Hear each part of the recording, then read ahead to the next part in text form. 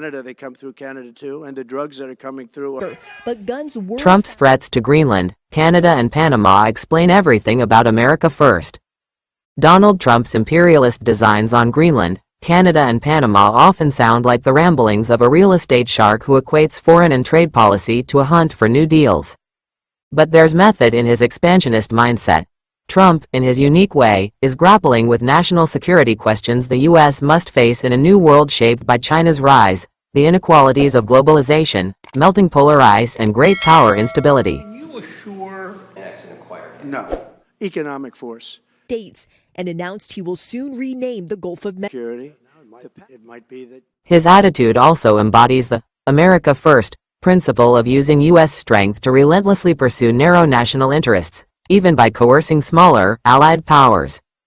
Trump's musings about terminating the Panama Canal Treaty especially show the preoccupation of the new administration with the encroachment of foreign powers into the Western Hemisphere. This isn't a new concern. It's been a constant thread in American history, dating back to the Monroe Doctrine in the 1820s when European colonialists were the threat. Trump tonight doubling down on his push to take over. We basically protect Canada. His vow to pardon The issue endured through the communist scares of the Cold War. Today's usurpers are China, Russia, and Iran. Trump's belief, meanwhile, that the United States should rule supreme in its own sphere of influence is also an important hint about how he might manage key global hotspots, including the war in Ukraine and potentially even Taiwan. But his 21st century neocolonialism is a huge risk and appears certain to run headlong into international law. And Trump could compromise America's power by trashing alliances built up over generations and alienating its friends. Turn to the other news this evening, and this evening President-elect Donald, which has a beautiful ring that covers this with not one. Trump keeps military force on the table. Trump poured fuel on a tense world waiting with trepidation for his second term on Tuesday when a reporter asked him if he could rule out force to seize back the Panama Canal or to take over strategically important Greenland. "I'm not going to commit to that, no," Trump said at Mar-a-Lago. "It might be that you'll have to do something." Canadians were relieved to learn that the president-elect won't be sending the 82nd Airborne across the 49th parallel.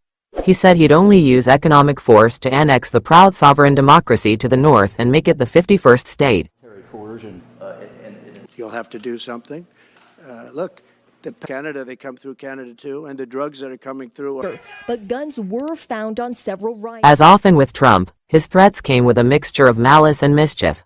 And there was a characteristic element of farce as the president-elect's son, Donald Jr., flew the family's Boeing to Greenland, with a bobblehead of his father perched on the cockpit control panel. "Make Greenland great again," the president-elect posted on his Truth social network shortly before his son landed. It's unlikely Trump will get what he wants with Canada, Panama, or Greenland. So his strategy might be aimed at getting better deals for the U.S. No. Economic force. States and announced he will soon rename the Gulf of Mexico. Security. It might be that. Perhaps a discount for American vessels transiting the key waterway between the Atlantic and Pacific Oceans. Greater American access to rare earth minerals in Greenland and sea routes revealed by melting polar ice.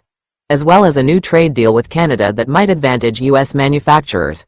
Trump would be sure to portray any of these as a massive win only he could have achieved, even if they end up being rather cosmetic like his first-term U.S.-Mexico-Canada pact. That's what we can say. Don't forget to support our channel by liking, commenting, sharing, and subscribing. We thank you all for your support. We basically protect Canada. His vow to pardon the January 6th rioters.